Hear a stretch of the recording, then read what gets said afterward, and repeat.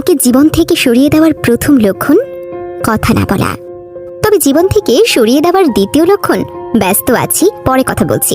এরপরেও অজুহাতের শেষ থাকে না। আমি তোমাকে পছন্দ করি আর আমি তোমাকে ভালোবাসি। কথা দুটির মধ্যে পার্থক্য কি জানেন তো? দুঃখ একটাই, আজ পর্যন্ত মানুষ চিনতে শিখলাম না। কেউ একটু ভালো আচরণ করলেই বিশ্বাস করে ফেলি। থাকলে কাছে, কে আর বোঝে। হারিয়ে গেলে সবাই খোঁজে। জীবনে 5টি জিনিস খুঁজে পাওয়া খুব কঠিন। 1, নিজের মনের মতো একটা মানুষ।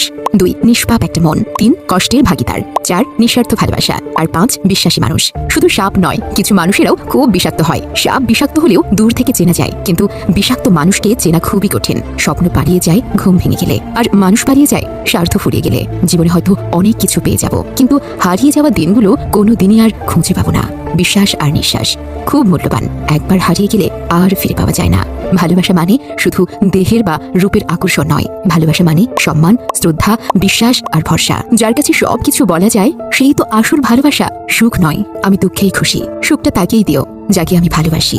শুধু ছেড়ে যাওয়াকে ঠকানো বলে না, পাশে থেকে অভিনয় করাকেও ঠকানো বলে। প্রয়োজন ফুরিয়ে যায়, কমে যায় ফোন, জিজ্ঞেস করলে বলে সে নাকি এখন ব্যস্ত ভীষণ। যখন বিশ্বাস ভেঙে যায়, তখন সরি বলার কোনো মানেই থাকে না।